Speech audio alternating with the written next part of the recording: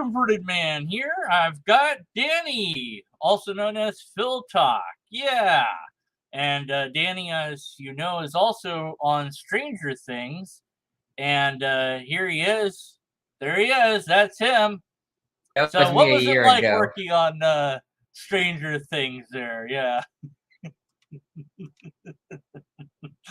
That's pretty good. I like that a lot.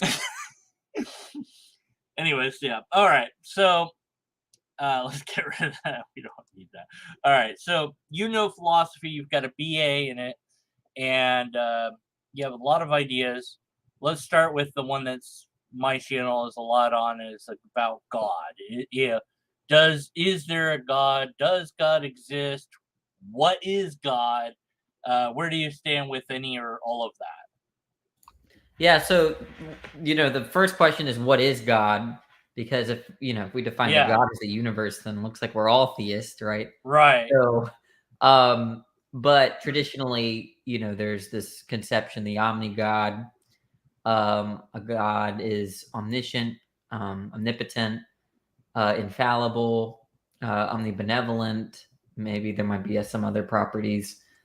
I'm very skeptical of that kind of God, namely that each of the omni is kind of hard to understand in itself. I think there are problems with the omni properties themselves, but even if you kind of grant it in some kind of capacity, they don't mesh well together, especially considering that a lot of people that hold to that conception think there's evil.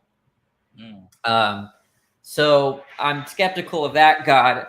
Are there sorts of gods that are as well disembodied, but they're not all powerful? They might be a jerk here and there. At that point, I have intuitions that such a God doesn't exist, but I really wouldn't know. It's not something I would be interested in anyway.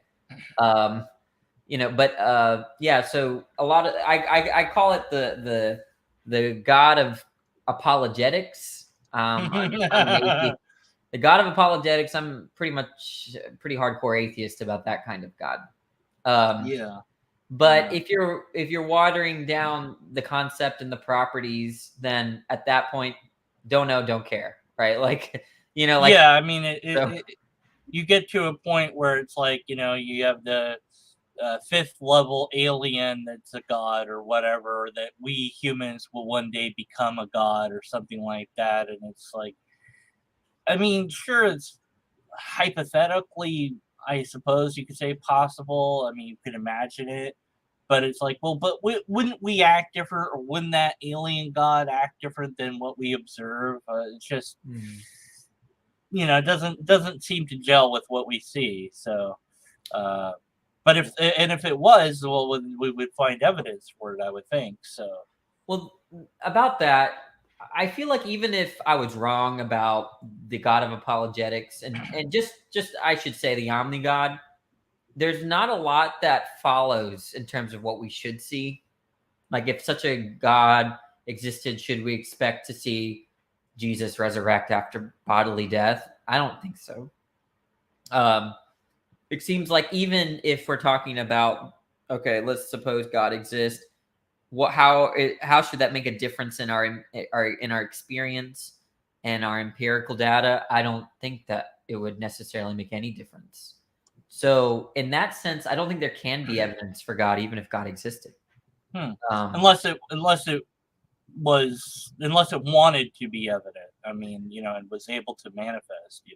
Yeah, well, that's the personal God sort of thing. It's like when you're talking about a personal God that wants a relationship with us humans, and then to not give us the same sort of way to interact with it that we do with other humans. Just there's a disconnect there.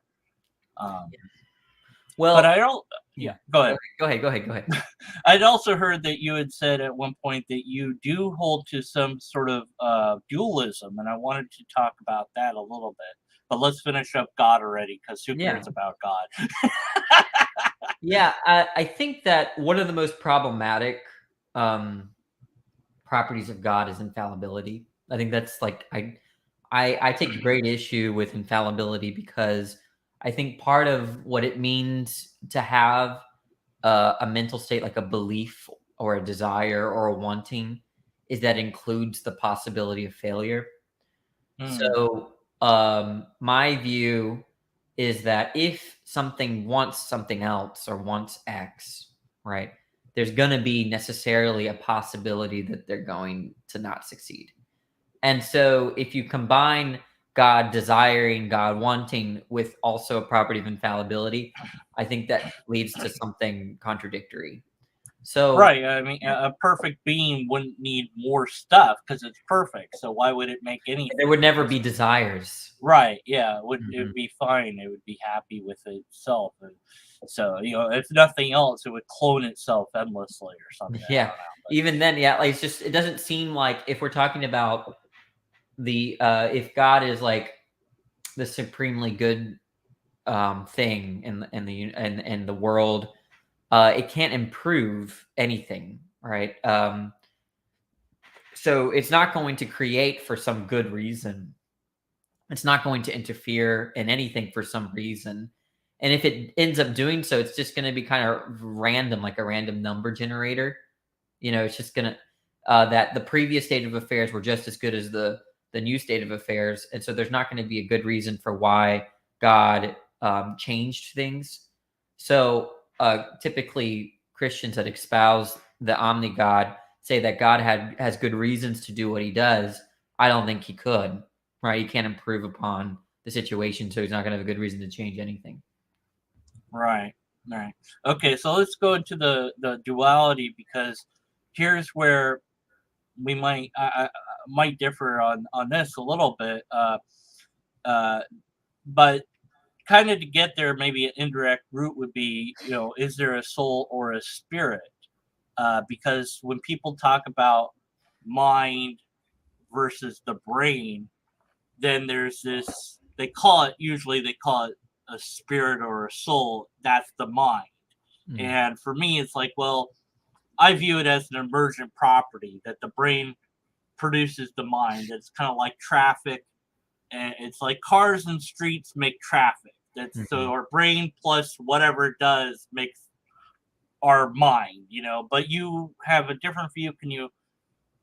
Yeah. So what is that? So what if you do you had got to, if you had to label me, I would be something like a property dualist. But okay. Substance dualists tend to invoke souls and spirits. I don't know what those are really. It's hard to they want to say that there's like mental stuff out there, like it's like sort of that composes mental states. something like else. desires. Yeah, I have a hard time understanding what that even means. A lot of when I use the word soul, I'm using it like it's a kind of a superfluous term for me. It just means like what a thing is, like so the soul of a, I don't know, of a bachelor is that he's unmarried or something. It's the core identity. Yeah. But they want to say it's something other than that, and I'm not sure what they're talking about. So for me, I do take though a distinction between intentionality. So your beliefs and desires, I think those are ontologically distinct from physical states or natural states. They're the sort of views that you held. It seemed like you went with an emergentist view or some kind of functionalist view. So functionalism understands mental states in terms of inputs and outputs, and also relations between that state and other mental states. So it's the idea is that they're going to understand a mental state in terms of causal relations, not really substrate. You could have traffic. I was watching a video about ants. There was a lot of traffic. Right? Ants make traffic, right? Right. Another emergent property, right? Right. And the idea is that cars make traffic too, but they're completely made of different stuff. Right. Still, So, but the notion of traffic there is sort of more of a causal or a functional role across the state, which we're talking about. It's not really material. It's physical, but not material. So you think then the consciousness itself is something like that, where it's both physical, but it's also some other thing, some other category, or like, because Well, I I was want trying to understand your yeah. view and then trying to Oh compare yeah, it to yeah, my yeah. view, right? Right. So it seems like you're saying that there's because emergentism is sort of hard for me to understand that because a lot of people mean different things by emergence. Right. The common view of understanding emergence in philosophy of mind is they use this notion called supervenience. Have you ever heard of that? No. It's You're far actually a more pretty advanced than interesting. I am. It's actually a pretty interesting concept. The idea is that if X is identical to Y, they share all the same properties. X has the same properties as Y. But supervenience is a little bit different. Supervenience is that if X supervenes on Y, if X changes, Y will change. Okay, so it's not an identity relation. It's this connection, this kind of dependency relation. So there's like necessity built in between X and Y. It's sort of like, I guess, one example that people like to use in terms of supervenience is water and H2O. So they're like the phenomenal qualities of water. It's liquidity, it's clearness, it's, all these, your experience of water. And then there's the stuff kind of behind that, right? The H2O, right? People 3,000 years ago didn't know what that stuff was, right? But we figured it out. Now we have to like understand, how does our phenomenal experience of water, how did we account that with our new discovery that there's this stuff H2O? So some people want to say, rather than that sense of water is identical to H2O, that there's a supervenience relation. So if you changed the molecular structure of H2O, you're going to change the phenomenal qualities that you're going to see, that you're going to experience. And so that's how they kind of see mental states, right? Now, of course, some people say, no, water is just identical to H2O. There's no supervenience relation. But some people say, no, water is not identical to H2O, but there's a supervenience relation. So that's kind of what seems like what emergentism is. But we know that, if our brain gets damaged, that the personality changes. If somebody takes drugs or gets hit in the head or what have you, so it's like, well, that if consciousness is some other thing that's not connected to your brain in some way, or it's separate, it doesn't appear that way on the surface.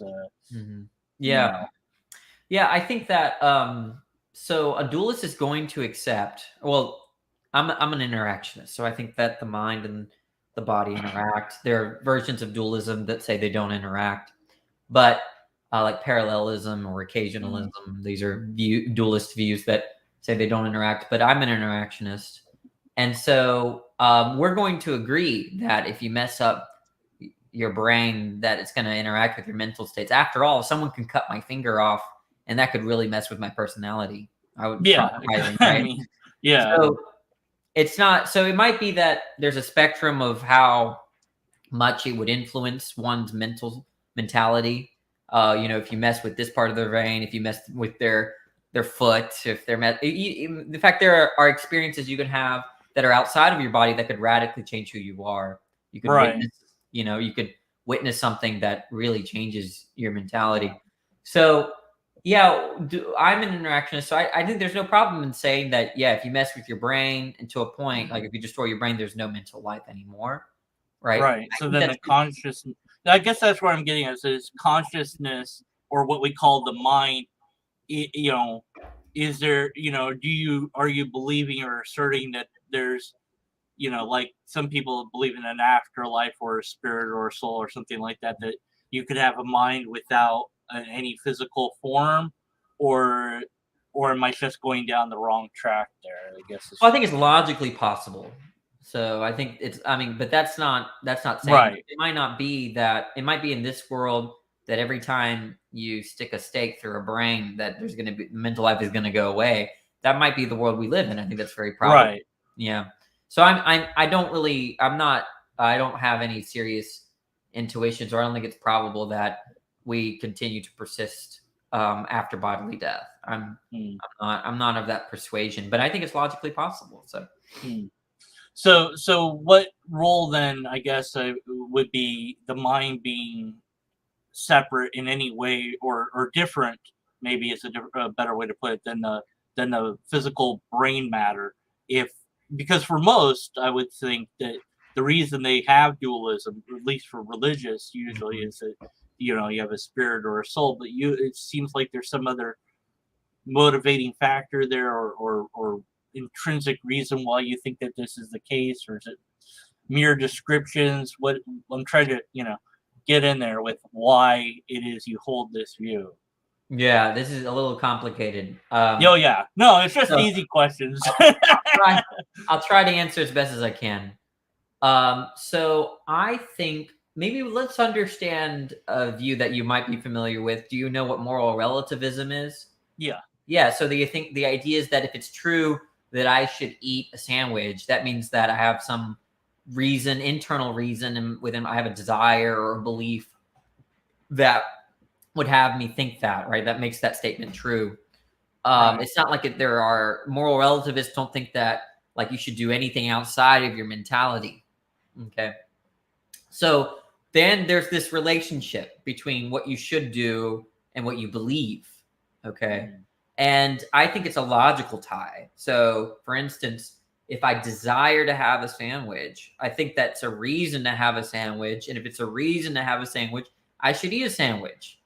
And to me, that's just a logical derivation, which implies that our beliefs and desires are what we call normative. They express oughts. They express what should happen, what should not happen. Okay. So that property we call in philosophy, we have a fancy name for that. That's normative, right? So anything that has to do with should or should not, good or bad, is we term as normative. Okay. So I think, or maybe the more common usage that you might hear around these parts is prescriptive. Okay. So normative, prescriptive, they're the same concept. Okay. A non-prescriptive truth is a descriptive truth. Okay. So there's a difference that in terms of what I'm prescribing or what something prescribes versus what is being described. Okay. So if we should have a conversation, that is a different meaning than we are not having a conversation. Okay. If it's true that we should have a conversation, there's the possibility that we may or may not have a conversation, right? We could be in a conversation, we may not be in a conversation. So to me, I think mental states, namely really intentionality, so like beliefs and desires, are normative, right? So they're in a radically different category than the descriptive category where natural truths are. Okay. So water is H2O is a physical truth. It's descriptive. No prescriptions. Okay. I don't know, a rock is 50 pounds or 50 newtons, whatever. That's going to imply that's a descriptive truth. No prescriptive value there. But I think that natural truths are purely descriptive. Science tries to chase these descriptive truths about the world in a way where we can create theories and laws to kind of make predictions and stuff like that. But I think that where our mentality, our intentionality is in a radically different category because it creates prescriptions unto us in terms of what we should do. And so it's not going to be something that's purely descriptive or natural. So that's kind of my motivations for being a dualist. That is very hopefully somebody out there besides you has any idea what you said. No. Yeah. But no, it is very complicated. And I'm sure that you'll have writings about this or something at some point, because it's the sort of deep stuff that I'm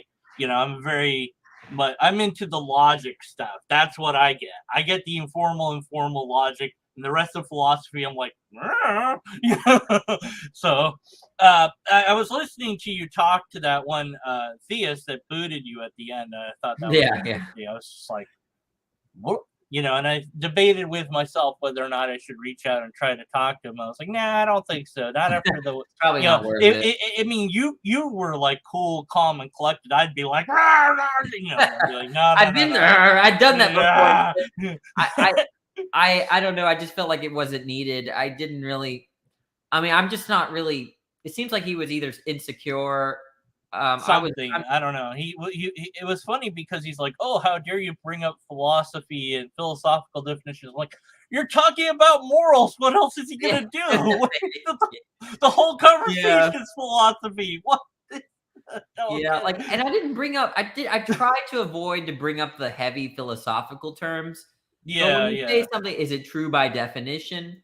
Right, and he didn't. That should be understandable. You may not know the answer to the question. He could have at least said, "I don't know." And it was weird that moment where he said, "I don't," like you said, "I don't know how this works," and he got all upset about that. It's like, why is this? And I found that to be a theme in some apologists where this fear of the unknown. That it's like, oh, science will change tomorrow, so we don't know if it's true today. But you have the unchanging word of God, so that maintains them. Like, yeah, it's static, so it can't ever update. It won't tell you anything about microwaves. So there's a problem with the static thing, but it offers some security. I think that's why traditions persist. With your idea of dualism, I'm wondering if it's also there because of like some idea of free will, like, because I was thinking as you were talking about, the desire to eat a sandwich, and I've said, okay, does free will really exist? And my thought experiment is, here's a plate of poo-poo platter and a plate of delicious food. Which do you eat? Now you have apparently the free will to be able to eat the poo-poo platter, but I don't think that anyone actually will. Unless they really wanted to, like they wanted to make a point, or there was money involved, there was some incentive. If it was just you eat one of these, I think everybody pretty much, well, maybe there'd be one person who didn't, but the majority of people would eat the food. So does that mean we don't have free will? And I'm like, I don't know. But what do you make of my philosophical? No, I think I'm in agreement. I mean, I'm a compatibilist, so yeah. What that means is that I think that we could be determined by prior causes and still be free. And for me, I'm somewhat sympathetic to classical compatibilism. So if you know who Hobbes is, or Locke, I'm not so sure if Locke is a compatibilist, but he talks like a compatibilist, so I have to check that out. But Hobbes is definitely a compatibilist. And he likes to talk about, I don't care about freedom of will, I care about freedom of action. Okay, so the idea is that I have a will to eat the sandwich rather than to eat pizza or whatever, right? And I didn't really I had no say-so in terms of desiring one over that other. Like, that's not up to me. But what's interesting from there is that once I will to eat the pizza, am I going to be successful in acting to eat it?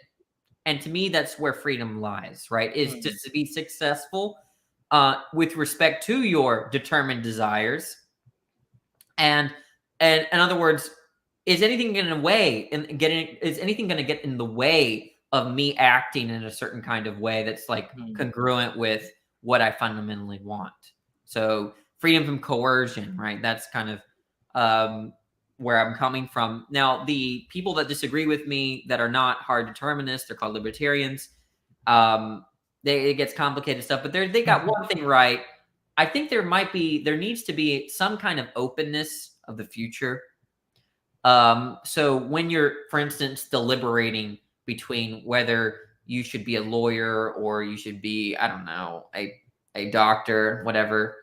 The idea is that both of them have to be possible in some sense, I think, for there to be some kind of genuine choice. Now, once you choose one, then there's a clear deterministic explanation, right?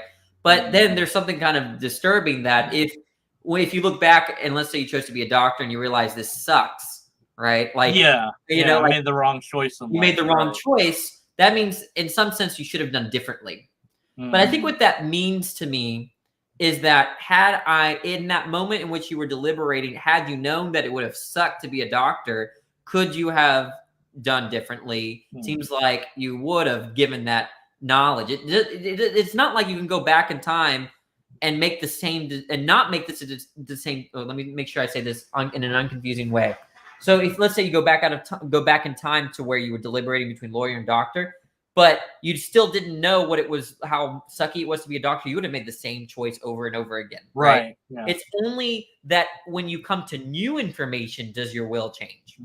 Right. And so the idea is that your knowledge or the outside world, the whatever facts or beliefs that you may have sort of determine you to choose one over the other. But had that been different, right? So if you had known the good, right? If you had known that it would have been sucky to be a doctor, would you have been successful in being a lawyer? Then yes, it seems like then you had the will to do either.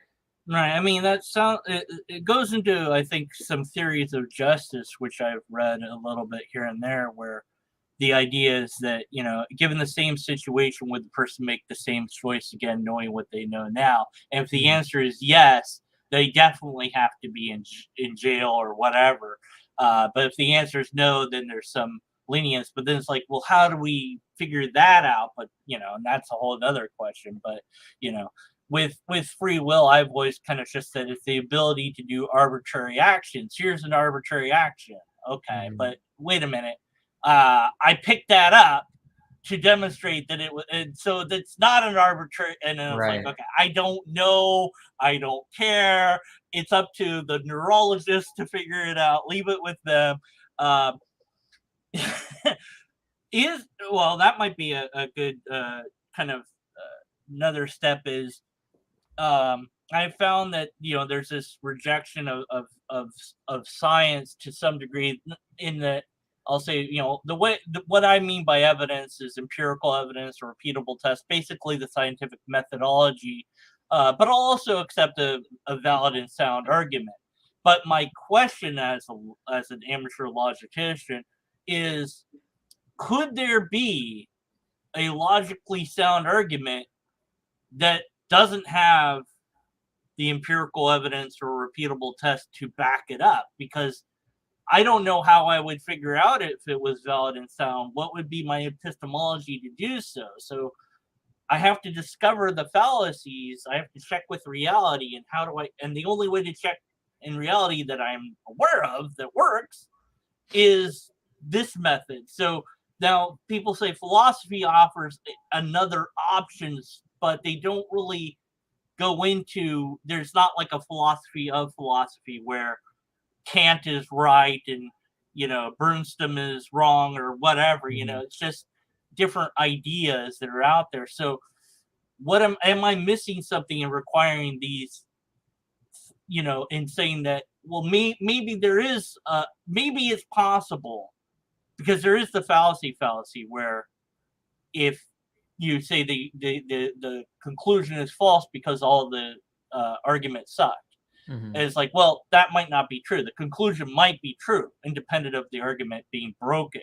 But we can't say the conclusion is true. We have to be skeptical about the conclusion. So might there be a reverse of that, where you have a valid and sound argument, but the conclusion is false?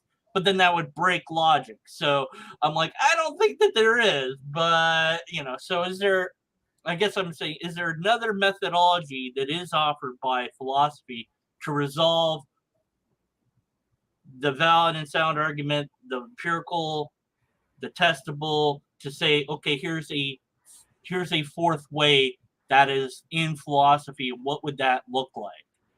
Yeah, so I have to make sure I understand your question. I don't know, because it seems like the first part of your question has to do with kind of where knowledge comes from. Does it come from first principles, like, so you're like rationalist, or does it come in, like, are you an empiricist? Like, you know, so how is it that I'm very empirical, right?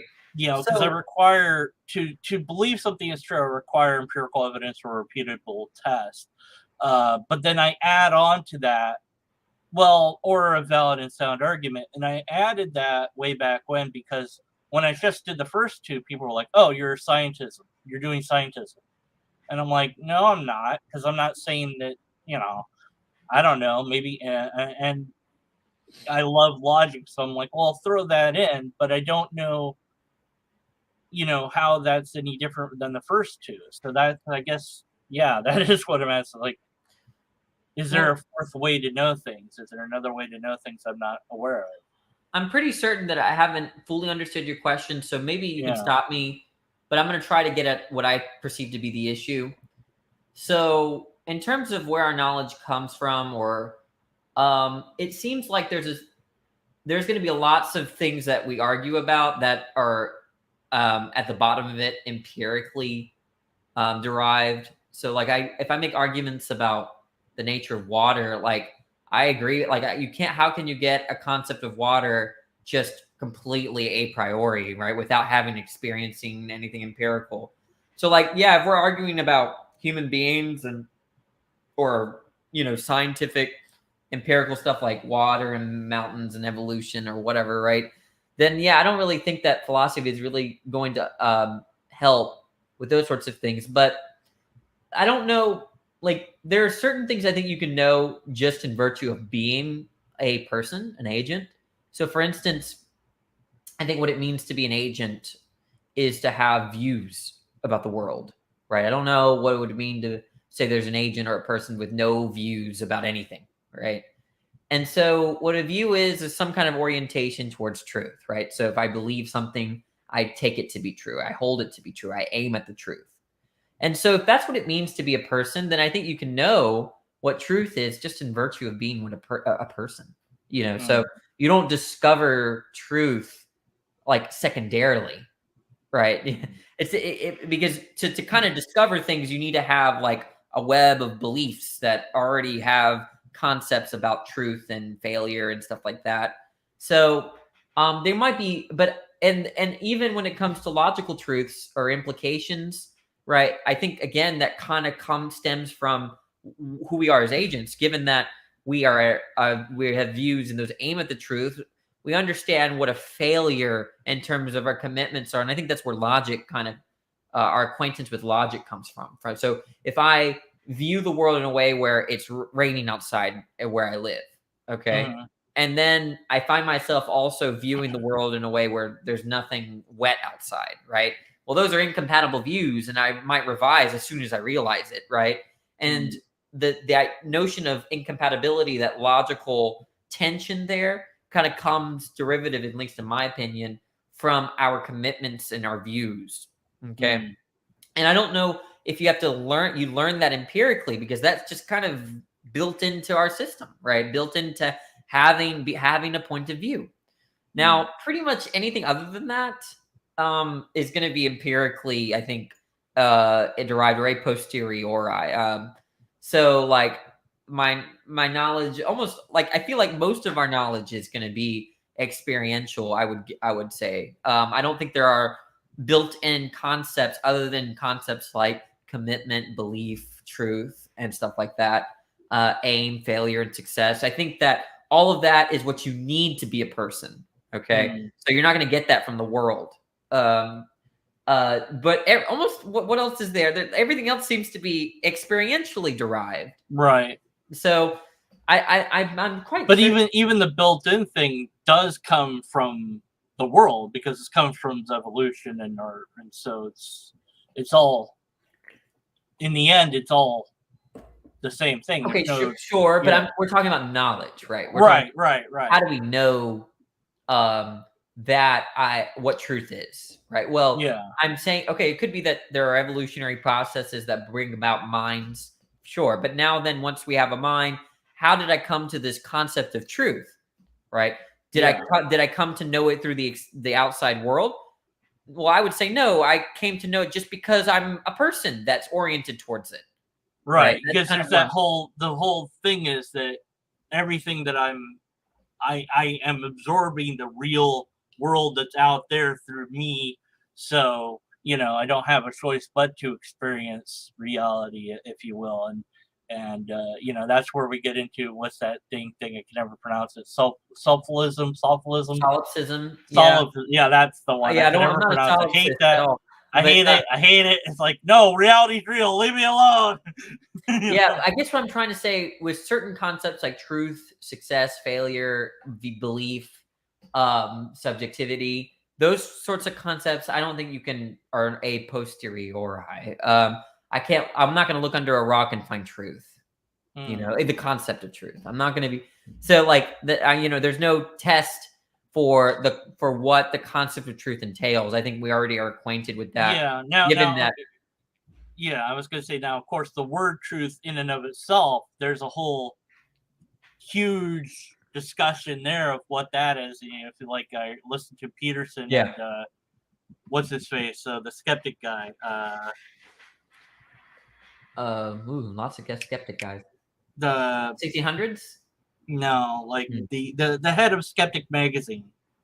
Oh, I'm not so sure. But anyways, I listened to them talk about truth, and they just debating endlessly of what truth is. I was like, my brain, I was like, how about it's just real simple? Truth is what's real, and leave it at that. It's like, or instead of what's true for me, quote unquote, and that's not true for you, and all this, and it's just that hurts my brain. Yeah, it hurts my brain too. Yeah, but I understand it. I understand why people hold that. I'm just like, look, forget truth, because it's just like if you're gonna make it such a nebulous concept, I'll just say, is it real? Look under a rock. I'm gonna discover what's real under that rock. And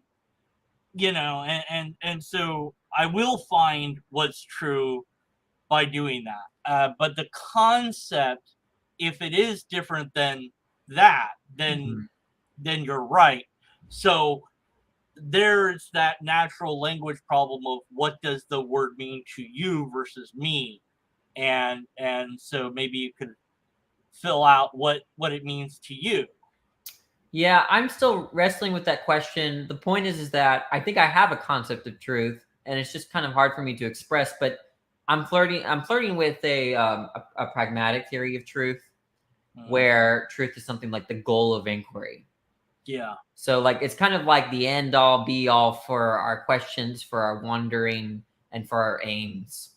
But I mean, and I don't usually use that definition in conversations. I might use the correspondence theory of truth, just because for some reason people really resonate, with that something is true. That which corresponds to reality. So that's kind of like what you were saying. Yeah, it's very simple. Yeah, right. It's easy to understand.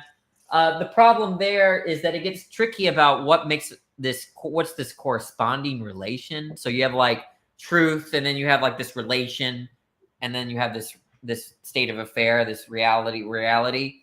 And so what is it that kind of establishes this corresponding? Is there something that establishes the truth between the relation and these like and truth and reality? So like you might get like some kind of weird infinite regress. Yeah, right. But I'm not confident. It's something that I'm exploring in my studies. But however I express the concept of truth, the point is that it's constitutive of agency. Just like you can't have water without hydrogen, I don't think you can be a person without understanding truth. Because if you don't understand truth, you don't have beliefs. And if you don't have beliefs, you're not a person. So that's kind of where I'm at with that. Okay. Well, let's get to some easier questions. I've got a bazillion questions in chat that went on as we were talking, and normally I like to go longer, but I think that we should do them just so that we can knock those down, because nobody wants to wait till the end to ask questions. They want to ask questions real time. Let's see. I'm trying to look for a specific question that. Okay, yeah, this is a good one because I like this one too. So, could there have been a god that used to exist, blew up? That's what made the large expansion of the universe. It exploded to create us, and I sometimes I'll pull that out and be like, yeah, everyone's wrong. Yeah. I mean, I think it's, again, logically possible. I mean, if some people want to include God is necessary. So then if that's your conception of God, then no. But if you're talking about what like, in the Marvel Cinematic Universe, there's a entity called eternity.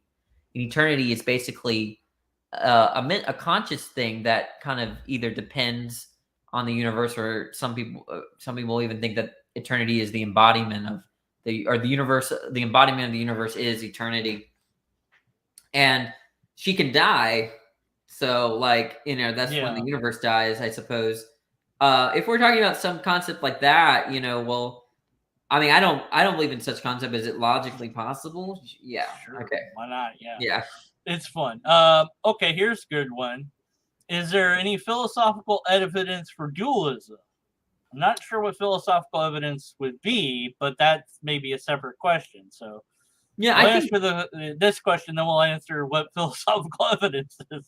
Yeah, I think the debate between dualism and non-dualism is gonna be. I think the thing is that what makes it tricky is that the dualist can accept any empirical claims and still run or get away with it, right? Like, so you might have a physicalist that say, well, what about these brain states? Every time I see this brain state, someone reports a particular mental state. The dualist is gonna like, sure, okay, that's compatible with our view. So in other words, there's empirical equivalence between dualism and physicalism. So then that means that the dispute has to be resolved, I think, conceptually. And so that's kind of where I see it. So yeah, given that there's empirical equivalence, there's not going to be evidence for or against it, for or against physicalism, for or against dualism. I think it becomes a conceptual issue at that point. Okay, and then the Brian was asking, what is philosophical evidence? Does that mean reasoning? I was asking the same question. I was like, what do you mean physical? Yeah. What's philosophical evidence? I don't know. What are these words? I don't know. Do you have any other takes on philosophical evidence and what you just said, or? No, yeah, I mean, some people just mean evidence to mean to support a conclusion, in which case that's typically how I use the term, but I understand why they would use it that way. I like to understand evidence in terms of what we would expect to see or empirically observe, given something to be true. Yeah. So they're like logical truths. There's nothing. If A is A, what does that generate in terms of what we should see in the empirical world? I mean, I don't really. It's a law of identity. Other than that, I don't know. Yeah, I mean, I'm not going to find a law of an identity under a rock. So right. Well. So here's a yin yang. Can silicon and zeros and ones emerge to consciousness? Well, maybe, yeah. Yeah, I'm not an emergentist, but maybe you want to answer my question. I would say yes. I would say yeah. I don't see why not. I don't know that we're there yet. I don't see a problem with it. So I would say yes. Can a computer be conscious at some point, or will we develop technology that can be conscious? I guess would be a different way to put that. What do you think? AI coming? Oh, well, I think when you say it's can, I think, right. They can. Will it? Will it? Oh, I have no idea. I don't know enough about these things. Come on, predict the future. Yeah, I'm skeptical, but I don't think I know. I mean, my skepticism is sort of like unfounded, probably, but I don't know. And then more follow-ups. Why is the consciousness tied to the wet matter of brain? Back on our consciousness or dualism. Oh, I don't know I don't know the exact. Because I think because I was saying, that the brain and the mind are the same to me. It's just, that the one emerges from the other, and you were saying that the mind is. I still don't know if it's like a separate thing for you, or if it's just a matter of definitional things that you're doing. I think it's a separate ontology. So I think that mental states are irreducible to natural states. So okay, so that I think that what a belief is a propositional attitude where you take that proposition to be true, and that's all there is to the story. I mean, I guess you can. I guess he's asking why that is tied to your brain, because if you don't have a brain, then you don't have that. So. Yeah. Yeah, I don't know what explains why. I think that's all going to be contingently true. And if there's some deeper explanation, I'm fine. But I'm fine with there just being some kind of brute contingency about it. I don't. In fact, I think that's likely the case given some thoughts that I have that I probably don't need to hash out right here. And I think that this is kind of expressing what I already did with the reason why most people, I would dare say, are dualists, or at least I would hypothesize that that's the case, is that there's a afterlife, but you don't have a conception of an afterlife. Correct me if I'm wrong there. No, you're right. You're right. So it's like, well, what's the point? There's no afterlife, so what's it matter if my mind isn't my brain? It doesn't, it doesn't really seem to serve any function. What good does it do me? It's like, well, it's sort of it's useful for definitions, I suppose, but is there any other use to it than that? Or use? I mean, I don't know what use. Like, well, I mean, I get, because he's saying, well, what's the point? What does it matter to me that the mind is something that's not the brain? What I mean, it's just, to me, it's as much use as saying that the number 3 is distinct from rocks, or like, it's just not. Does that matter? I mean, I don't know. I mean, it's interesting. Yeah, I don't know if it matters. I don't really know if it should matter or should not matter. I mean, in metaphysics, we're just trying to get to the nature of things, and that's my conclusion. Whether it matters or not is a separate issue. Yeah, I'm trying to. Did Mary have free will to get pregnant? I don't know. That's the question for the theist. Yeah, I mean, the whole virgin birth is just so ridiculous and silly. Yeah, it's just inserted into the story later. Freely determined desires. Yeah, we don't. Yeah, we talked about free will. Oh God! Then we got. This is just a comment I don't even want to touch. I'm like, yeah, whatever. Okay, quantum. Okay, go. I'm done. I can't deal with quantum. I think that. Yeah. Okay. I think that was most of it. I'm sure I'm missing a but. Is Danny a Is Danny a conventionalist about logic? I think there's a difference between logic and the rational norms that are sort of understood in terms of logic. So A is different than I should not believe, that A is not A when A is A, or something like that. So the idea is that I think these norms of rationality that are fundamentally understood in terms of logic are going to be constitutive of being an agent. But the propositions themselves, that A is A, or A is A cannot be not A at the same time in the same way, or the law of the excluded middle, I think, yeah, those are propositions that I think exist in some kind of Fregean third realm. But yeah, I haven't really. I think that all I meant to say earlier is that, well, we have to be acquainted with those truths, because being persons, right, we have commitments to our beliefs, or we have commitments to these propositions, and I think that sort of entails that we ought not believe the opposite. And so that, I think that has to establish some kind of familiarity with certain logical truths. And so the nature of those logical truths are probably not going to be a conventionalist. I'm probably not going to accept a conventionalist account. However, the norms that we have as agents, I probably take a constructivist view about those norms, those epistemic norms. Sorry if I'm not answering the question, TJ. No, it's okay. I mean, it's your answer. I don't know either if it's answering the question or not. For my view of logic, I've expressed that it maps to the universe, the reality itself, that are the laws of logic and all the things are based on our understanding of reality. And that, so when apologists go backwards in time to talk about the beginnings of the universe, I go, well, we don't know, because physics breaks down. So what happens to logic? I don't even know. Because a universe where it's so super hot, that's not like this universe. So maybe things are different, and maybe even logic is different, because whatever that reality is has its own internal consistent logic, and that's going to be probably, maybe different than ours. I don't know that it is. I don't know what it's going on. And so they just assert that cause and effect continues. I'm like, I don't know. Maybe it doesn't. Maybe, who knows? In a different universe, we'd have different rules of logic. That's my conception of it. But some separate and say, no, logic's its own metaphysical thing that's independent of universes and physics and whatever. So is that more, where do you lie? Is it tied to the universe, or is it its own separate thing? Is logic a god, if you will? It is its own thing.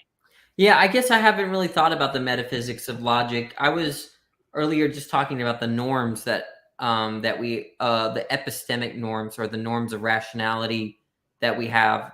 I think that's a function of certain logical truths, but I mean, I think that they're propositions, and propositions are not like I think like I'm sort of a Neoplatonist or Fregean about things like propositions, but I would have to think about more about the ontology of logic, or the metaphysics of logic.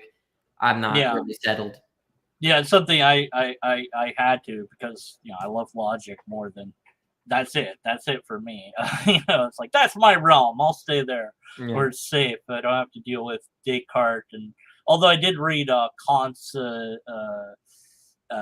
smaller book, and then I tried to read the thicker book that he had. The groundwork? You read I think the groundwork is a small book. The metaphysics of whatever morals. Yeah. And then he had the other one, the Critique of Pure Reason, was the thicker. No, that one was very long. And I'm like, yep, I'm done.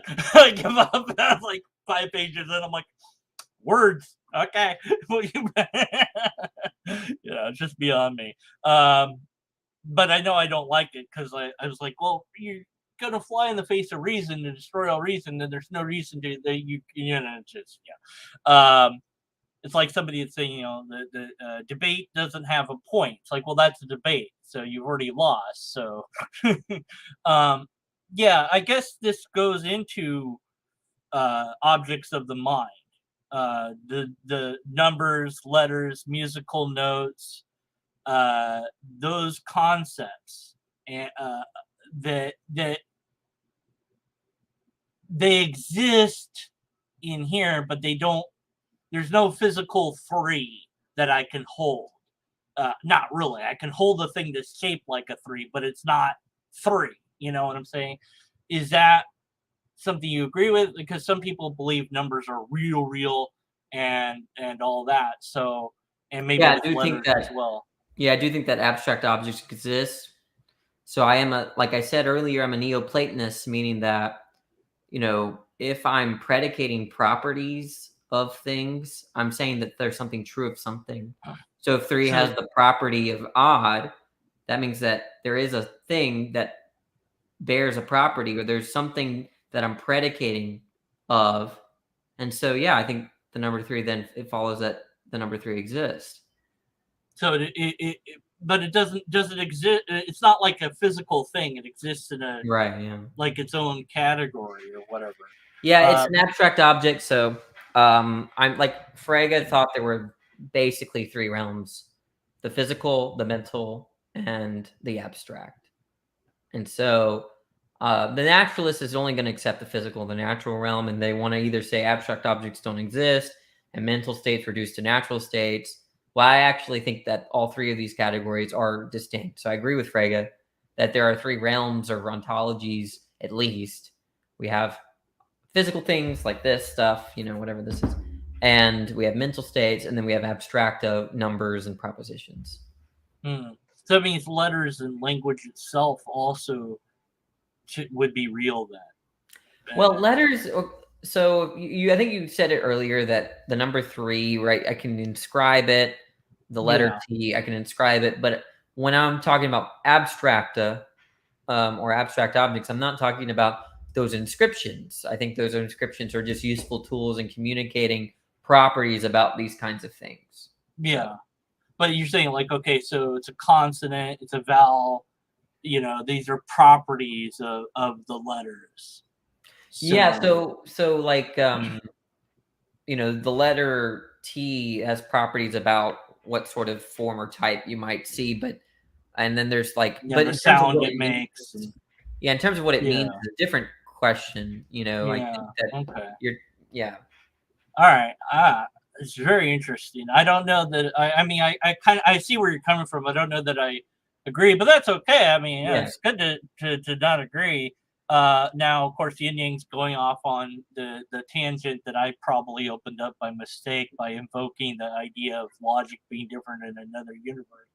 So without the fixed rules of foundation base level of all things, what stops all any creationist paradox? I don't know. Stop asking the question. This is because of my there always has to be one rule. The rule is that there can't be paradoxes. And that's true of in every universe. That there you go. That solves that question. Go away. um, yeah. What do you? Yeah. Is there a way for a thing to do is there a paradoxical realm possible? I guess is that sort of thought. yeah. It seems like the way I understand paradox is just a prima facie or at a glance contradiction, but there may not be a contradiction. Like for instance, the notion of a necessary evil. That's like paradoxical because you should do necessary evils. But I don't think it seems contradictory, but it's not. So I mean, if that's what he means, I really would have to discuss with him what he's talking about. Yeah, Yin Yang is really great on that sort of thing. He's got his stuff is different than mine, and very useful. You know, in its own right. Yeah, I mean, I just I just stick with I guess for me it's very much materialistic, realistic, naturalistic to some extent, but I don't like those terms because they don't really apply to me. Like I don't say that all there is natural. I don't know that. I don't know that. So I can't make that statement. It's an absolute statement. So I can't make that statement. So it's like, well, what category are you? I don't know, skeptic. Leave me alone. You know, it's just Yeah, I like, understand. That's how a lot of people feel that way. So you're not the only one. yeah, it's like I don't know. I don't fit any real category per se. Or if I do, I'm not even aware of it. And I know people have tried to figure out what category I'm in, which is always fun. With the God arguments, they do take that more feel approach. I felt God. I feel love. Love is real.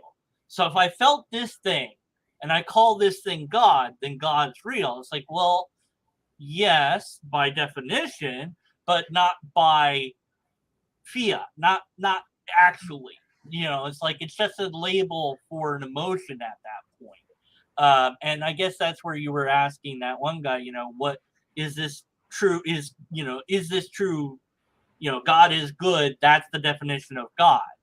Is that just, versus is God and good two separate things? Because that's very interesting to think about, Yeah, I think you hit the nail on the head there. The point is that if Chris was just saying what I mean by God is good, who's going to disagree about what you mean? What I mean by unicorn is okay, a one-horned animal, right? Like or horse, right? A horse with one horn. Okay, that's what people mean. But there's a question about whether there are such things and stuff like that. So if someone is just telling me their definition, if I'm asking why should I obey God or why should I listen to God or why is it true that I have a flawed conception of the good, and they just say what I mean by God is good. Where does that progress? That doesn't progress anything. But if they're saying something substantive, right? So there's like a separate concept of good, and they're saying there's God, and they're like saying something like Bill is a bachelor, which is a substantive claim. You're not defining Bill as a bachelor. He can get married after all, right? He's just a bachelor temporarily. Then there's some problems for them, right? Because then they're distinguishing goodness from God, right? Because they have right, right. And then so that's it's a lose-lose situation. That's just the right, utopia dilemma, you know? right. Yeah, it is. It is. And so they don't really try to resolve it. I think that's why he didn't even bother trying to Well, answer this the guy question. didn't. There are a lot of people Yeah. that tried to Some resolve do, it. yeah, some do. I would have just said I don't know. I mean, I would have been Yeah. like, oh no, you can't. No, you don't know how your hand works, but your hand works. Oh, it's like, yeah, you don't know how things work sometimes. You know? Yeah, exactly. Yeah, thank you. Like I feel like that's like a very common thing for theists to do is they'll ask you how did this happen, and you say I don't know, and then like it's some kind of problem. Like Yeah, it's like, you know, like I don't know how I do this. I know I can do it with my finger. You know, I don't know why. It's like, what does that do? I don't know. It doesn't serve any function. I can do it. What does that mean? It doesn't mean anything. Exactly. Yeah. Well, how are you doing it? Bones in their muscle. Yeah, brain. and every time you try to offer an explanation, they'll just ask the question again. Well, how did that happen? Right? And how does that? Had that. In fact, that did happen with me with this one pastor. They were just like, what caused that? What caused that? And it's like you get to an I don't know. He's like, oh, it's a problem. It's like, why? Why is that a problem? Why is the mystery honestly, so scary? That's the truth. We don't know. It's great. And they don't realize that they have the same problem. So God did it. Okay, well, how did He do it? Right. Right. Yeah. And then they're just going to say what? It has power. Well, how did that did? Right. How did it do it? What was? And if they just say, well, He just simply did it. There's no further explanation. Why can't we do the same thing? You know, that's just the way the natural laws are, period. Yeah, you know? it's just that's the way it is. It can do that. Okay, well, all right. So I can't fly. Why can't I fly? Well, I just can't. Well, no, but there's no reason. Laws. Yeah, the natural laws. So then God's under natural laws, and then that means that, whatever. Yeah. And of course, well, it's like, well, anyway. Let's see. Okay, so this is basically, I guess this is the final question. Because we can't answer this one. This is basically asking what's the true nature of reality, but he's saying what accounts for the accounts that it accounts for the account. Like, can we answer this question? Is there a way to answer this question? Yeah, Yin Yang is coming with some deep stuff in the chat. Yeah. So do we have is there even? I mean, we humans have attempted to answer that, I think, and science. Some people say science is one way and that philosophy is another way. Is that true? Are they both really they're really intertwined more than that? What? Yeah, so I think people might place too much emphasis on philosophy because I just take philosophy very simple. It's something like, well, it's hard to do, but in terms of what you're doing, it's just trying to think clearly about what you believe, about how the world is though, right? Like, the nature of rocks and they're made of atom, what is an atom, that kind of stuff. Like, that's all a posteriori stuff, right? But hey, I think philosophy is fundamentally, hey, if you believe this, if you believe that, you believe this, then you should believe this. That's to me what philosophy is. It's just conceptual analysis / clear thinking, and in some sense, you're not going to discover that much. Like you got to go and do stuff. Like you got to go out, get out of the chair if you want to know. Why is it that water freezes at 0 degrees? Yeah. I think that if scientists tomorrow said, okay, the solution is, some mathematical formula or whatever, and that's it. That explains everything. And you'd be like, okay. That, and the theist would, of course, just say God did that, but for the rest of it, I'd be like, okay, well, there you go. It's done now. Well, it's back to analyzing arguments, I mean, it's not, but, I think we would just, then we would still debate endlessly anyways, even if and when we have all the answers, we're not going to be satisfied because that's just not how we are now. But of course we might evolve to be that way. So it's kind of weird. Women are the ultimate thing. Yeah, there you go. There's one. And of course, my philosophical question is, do lobsters exist? Which is how I determine if somebody's a presuppositionalist or not. It's like, well, if we can agree that lobsters exist, then we can move on. But if you're going to ask me how do I know that, then I'm going to be like, well, I'm done. Any final things you want to say? Profound things or unprofound things to offer? I'll say something profound. Thanks for having me on your channel. I appreciate the conversation. I hopefully there'll be more. So yeah. I don't want. Yeah, I do about an hour. I don't want to go too long because brains tend to explode after that. And I've done longer.